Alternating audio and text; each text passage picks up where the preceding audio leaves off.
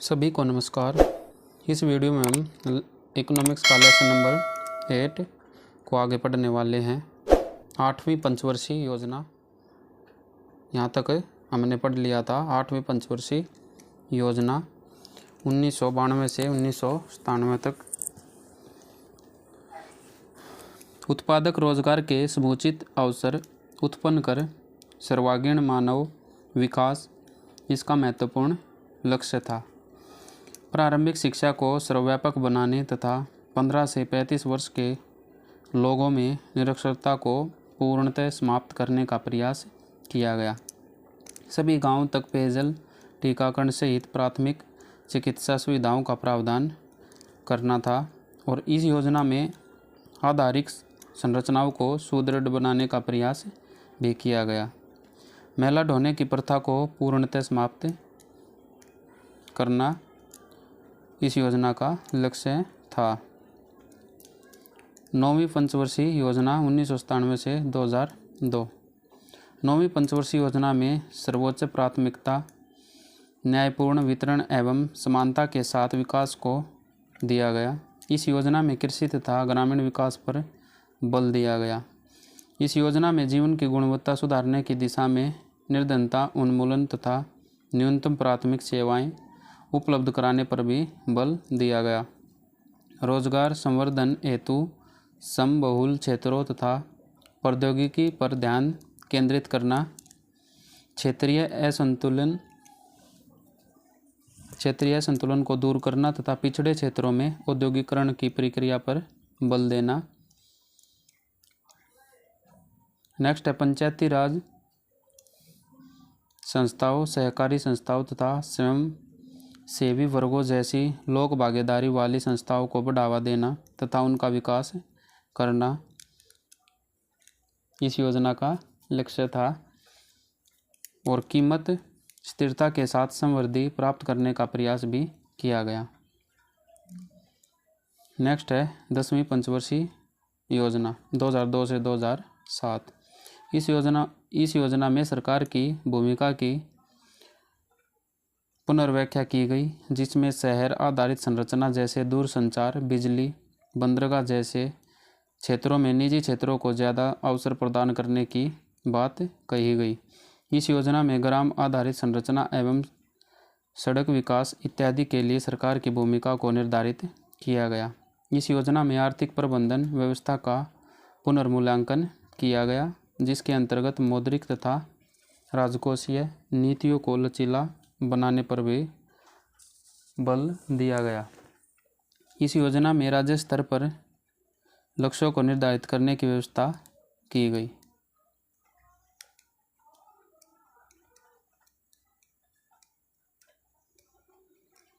Next है इस योजना में उपभोग के स्तर में भी वृद्धि तथा स्वास्थ्य एवं शिक्षा संबंधी सुविधाओं में सुधार लाकर जीवन की गुणवत्ता को बेहतर बनाने का प्रयास किया गया।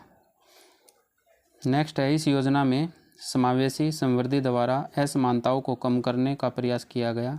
इस योजना में समानता तथा सामाजिक न्याय के लिए नीतियां बनाने पर भी बल दिया गया। नेक्स्ट है 11वीं पंचवर्षीय योजना 2007 से 2012 तक। इस योजना का उद्देश्य विकास की उपलब्धियों को तीव्र गति से प्राप्त करना और समावेशी विकास का लक्ष्य प्राप्त करना था।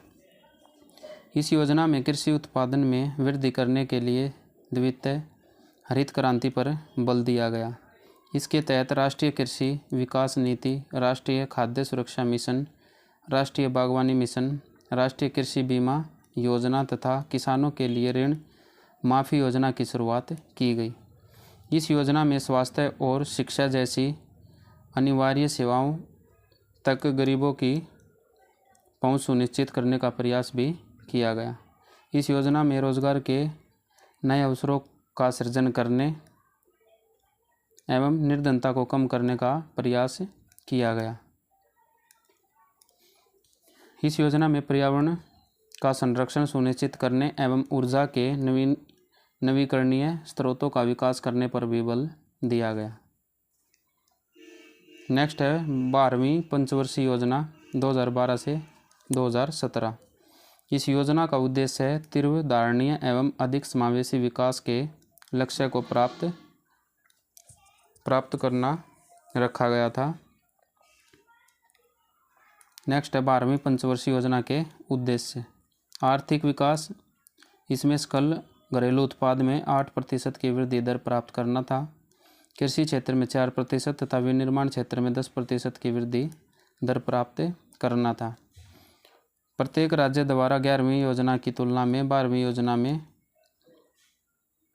अधिमानतः उच्चतर औसत विकास दर हासिल करने का लक्ष्य रखा गया। गरीबी और रोजगार में 12वीं पंचवर्षीय योजना के अंत तक पूर्ववर्ती आकलनों की तुलना में प्रति व्यक्ति उपभोग गरीबी में 10% अंकों की कमी और 12वीं पंचवर्षीय योजना में गैर कृषि क्षेत्र में 50 मिलियन नए कार्य अवसरों का सृजन तथा इतनी ही संख्या में कौशल प्रमाण पत्र प्रदान करना इसका उद्देश्य था। शिक्षा में 12वीं पंचवर्षीय योजना के अंत तक स्कूल शिक्षा के औसत वर्षों की संख्या को बढ़ाकर 7 वर्ष करना था और अर्थव्यवस्था में कौशल आवश्यकता के अनुरूप प्रत्येक उम्र के लिए 2 मिलियन अतिरिक्त सीटों का सृजन कर उच्चतर शिक्षा तक पहुंच बढ़ाना है।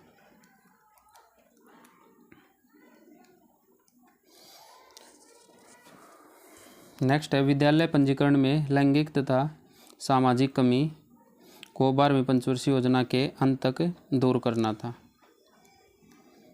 और स्वास्थ्य में 12वीं पंचवर्षीय योजना के अंत तक नवजात शिशु मृत्यु दर को घटाकर 25 तथा मातृ मृत्यु दर को घटाकर 1 प्रति 1000 जीवित जन्म तक लाना तथा बाल लिंगानुपात को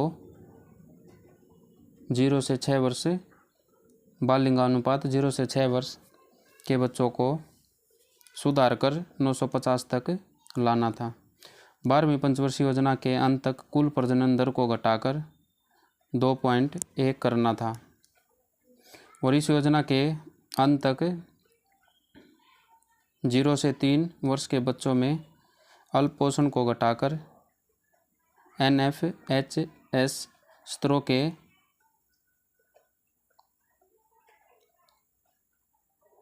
के आधे पर लाना था। ग्रामीण अवसंरचना में इसकी 12वीं पंचवर्षीय योजना के अंत तक अवसंरचना में निवेश को बढ़ाकर सकल घरेलू उत्पाद के 9% पर लाना था। 12वीं पंचवर्षीय योजना के अंत तक सकल संचित क्षेत्र को 90 मिलियन हेक्टेयर से बढ़ाकर 103 मिलियन हेक्टेयर करना था। 12वीं पंचवर्षीय योजना के अंत तक सभी गांवों को बिजली उपलब्ध कराना तथा AT&C नुकसानों को कम कर 20% पर लाना था और इस योजना के अंत तक सभी गांवों को 12मासी सड़कों से भी जोड़ना था।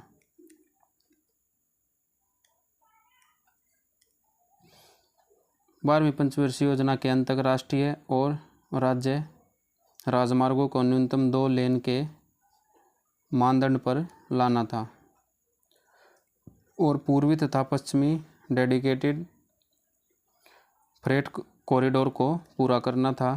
ग्रामीण टेली घनत्व को बढ़ाकर 12वीं पंचवर्षीय योजना के अंत तक 70% करना था और इस योजना के अंत तक यह सुनिश्चित करना कि ग्रामीण आबादी के 50% को नल द्वारा 40 LPCD पेयजल की आपूर्ति सुलभ हो तथा 50% ग्राम पंचायतों को निर्मल ग्राम का दर्जा भी मिले। पर्यावरण और धारणीयता, इस योजना के अंतर्गत हरित क्षेत्र में प्रतिवर्ष 1 मिलियन हेक्टेयर की वृद्धि और 12वीं योजना में नवीकरणीय ऊर्जा क्षमता में 30,000 मेगावाट की वृद्धि, सकल घरेलू उत्पाद की उत्सर्जन सघनता को 2020 तक 20 से 25% घटाने का लक्ष्य बनाया गया।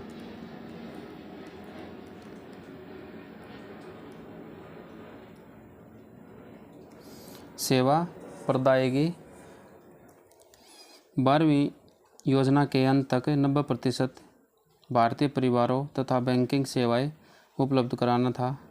बैंक खातों से जुड़े आधार प्लेटफॉर्म का उपयोग करके 12वीं योजना के अंत तक मुख्य सब्सिडियों और कल्याण संबंधी लाभार्थी भुगतानों को प्रत्यक्ष नकद हस्तांतरण के रूप में कार्यान्वित करना था। राज्यों को उपयुक्त लक्ष्यों के संबंध में शुरुआती स्थिति के अनुपात में हुई प्रगति को ध्यान में रखते हुए अपनी विशिष्ट जरूरतों के अनुरूप लक्ष्य निर्धारित करने के लिए प्रोत्साहित किया गया। नेक्स्ट है भारत में पंचवर्षीय योजनाएं और उनके लक्ष्य, उपलब्धियां एवं उनके उद्देश्य। पहली पंचवर्षीय योजना, इसका लक्ष्य 2.1 था और उपलब्धि 3.6 थी और इसका मुख्य उद्देश्य क्या था? कृषि उत्पादन में वृद्धि करना, उत्पादन, आय तथा धन का समान वितरण करना। ये पहली पंचवर्षीय योजना का मुख्य उद्देश्य था। दूसरी पंचवर्षीय योजना का उद्देश्य औद्योगिक उत्पादन में वृद्धि, भारी उद्योगों एवं आधारभूत उद्योगों का विकास करना था। तीसरी पंचवर्षीय योजना खाद्यान्न के उत्पादन में आत्मनिर्भरता, रोजगार के अवसरों में वृद्धि करना और असमानता में कमी लाना, इसका प्रमुख उद्देश्य था। तीन वार्षिक योजनाएं, इनका लक्ष्य 3 इनकी उपलब्धियां थी वह 3.9 थी। चौथी पंचवर्षीय योजना का क्या उद्देश्य होता है? विकास की प्रक्रिया को तीव्र करना, कीमत स्थिरता, समाज में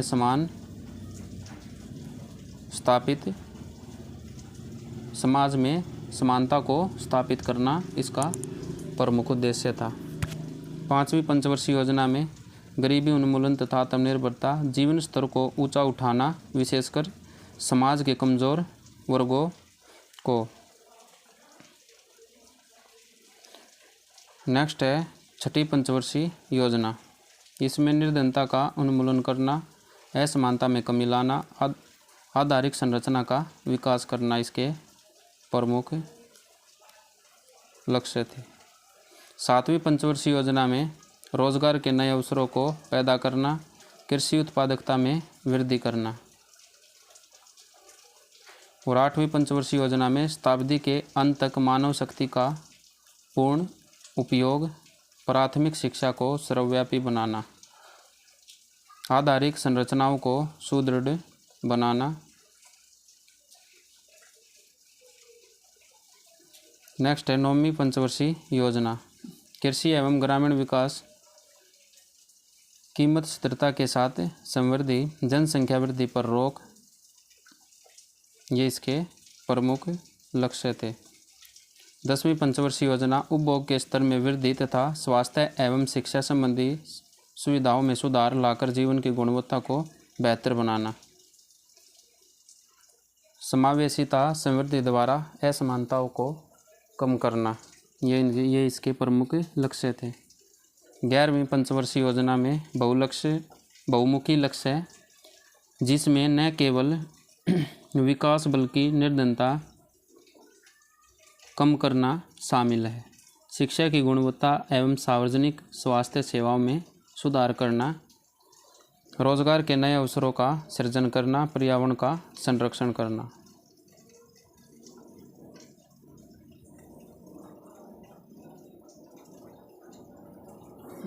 नेक्स्ट है 12वीं पंचवर्षीय योजना।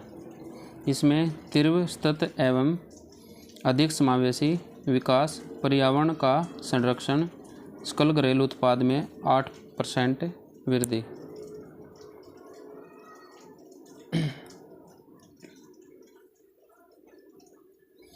नेक्स्ट है भारत में नियोजन की उपलब्धियां। राष्ट्रीय आय में वृद्धि। राष्ट्रीय आय में वृद्धि आर्थिक समृद्धि का प्रतीक है। पंचवर्षीय योजनाओं की अवधि में राष्ट्रीय आय की वृद्धि दर औसतन 5% प्रति वर्ष रही है। राष्ट्रीय आय में होने वाली वृद्धि के फलस्वरूप अर्थव्यवस्था की गतिहीनता का दुष्चक्र टूटने में काफ़ी सहायता मिली है।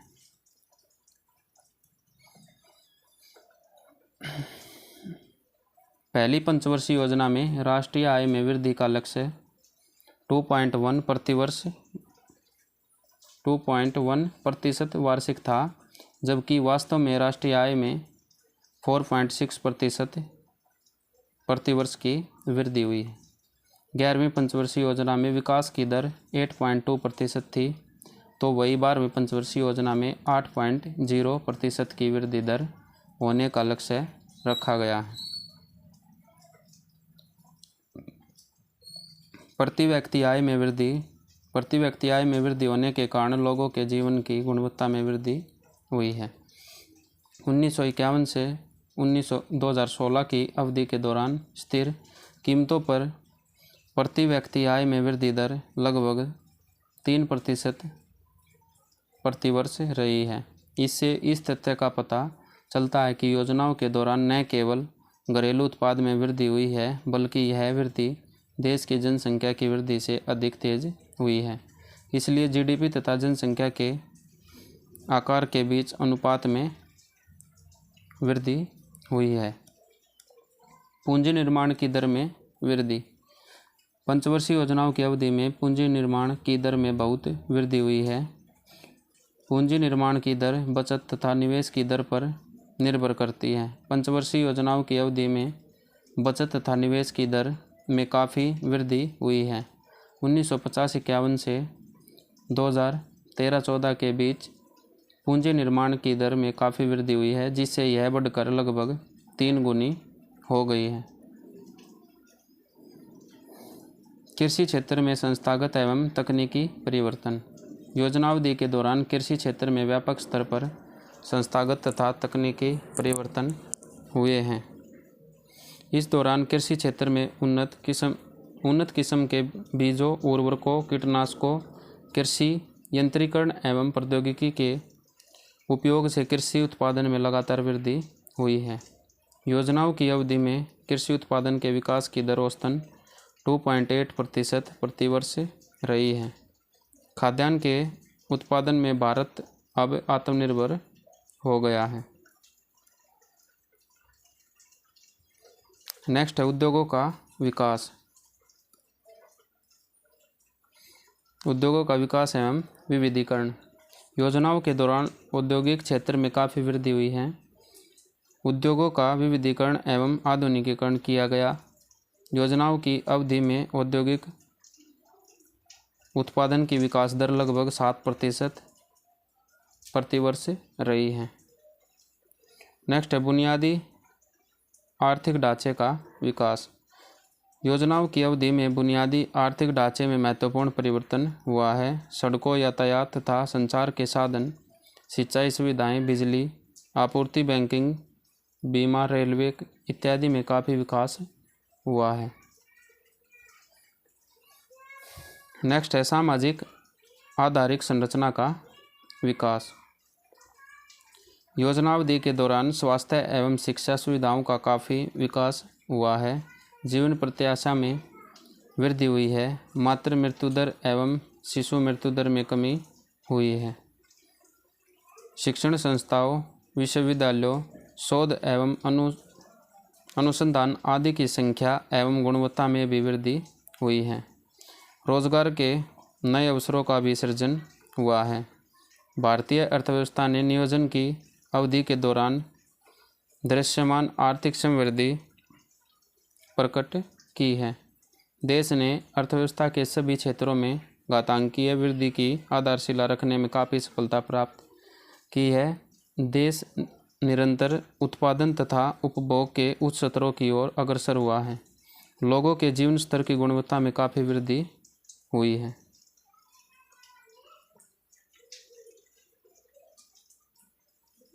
उन्नीस सौ 91 के पूर्व और पश्चात भारत में नियोजन का बदलता स्वरूप। सार्वजनिक क्षेत्र पर अत्यधिक निर्भरता ये 1991 के पूर्व की आर्थिक नीतियां है और ये बाद की आर्थिक नीतियां हैं। इसमें सार्वजनिक क्षेत्र पर अत्यधिक निर्भरता हुई। इसमें सार्वजनिक क्षेत्र पर बहुत कम निर्भरता हुई।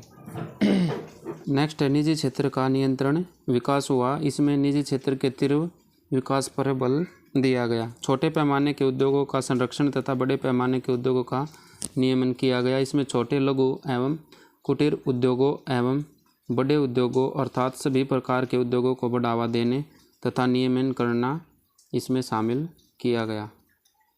सामरिक महत्व के बाहरी उद्योगों को सार्वजनिक क्षेत्र के अंतर्गत विकसित करना।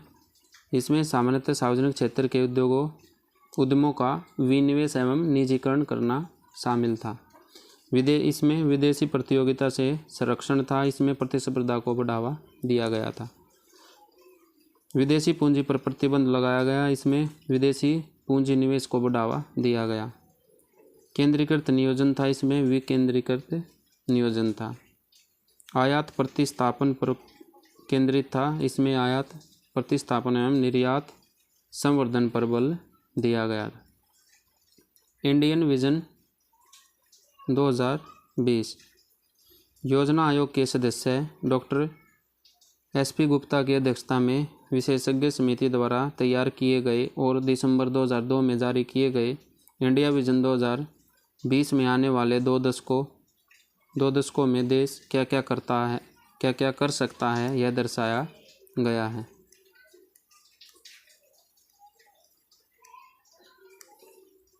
ये कुछ सारणी हैं।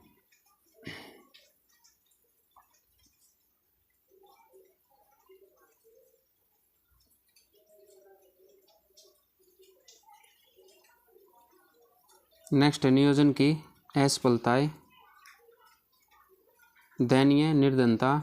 नियोजन का केंद्रीय विषय निर्धनता का उन्मूलन था, परंतु भारत की जनसंख्या का लगभग 21.9% भाग अभी भी निर्धनता रेखा से नीचे जीवन यापन कर रहा है। विश्व के लगभग 50% नितांत रूप से निर्धन भारत में ही रह रहे हैं।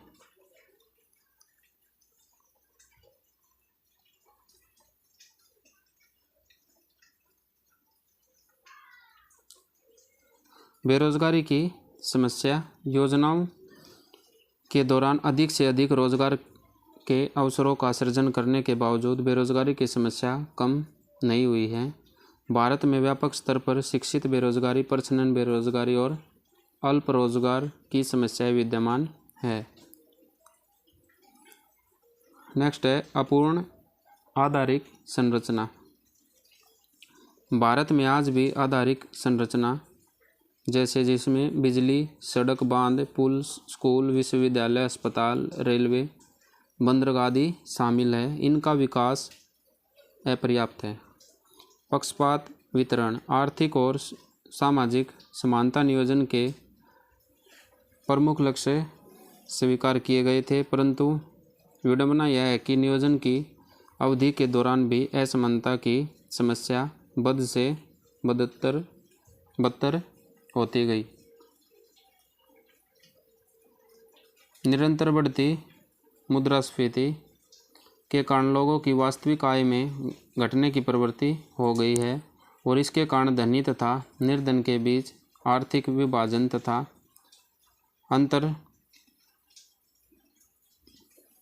अंतर बढ़ने लगा है। पंचवर्षीय योजना की समाप्ति। भारत में विगत 6 दशकों में राजनीतिक, आर्थिक, सामाजिक, प्रौद्योगिकीय और जनांकीय दृष्टि से आमूलचूल बदलाव आया है। इसलिए 16वें लोकसभा चुनाव के उपरांत केंद्र में सत्तारूढ़ राष्ट्रीय जनतांत्रिक गठबंधन सरकार ने योजना आयोग को समाप्त करने के पश्चात पंचवर्षीय योजनाओं को समाप्त करने की घोषणा की है। भारत में आर्थिक नियोजन के संदर्भ में पंचवर्षीय योजनाओं के स्थान पर सरकार ने 15 वर्षीय विजन, 7 वर्षीय रणनीति एवं 3 वर्षीय एक्शन एजेंडा प्रस्तुत किया है। तो ये लेसन ख़त्म हो चुका है। मिलते हैं नेक्स्ट वीडियो में, तब तक के लिए धन्यवाद।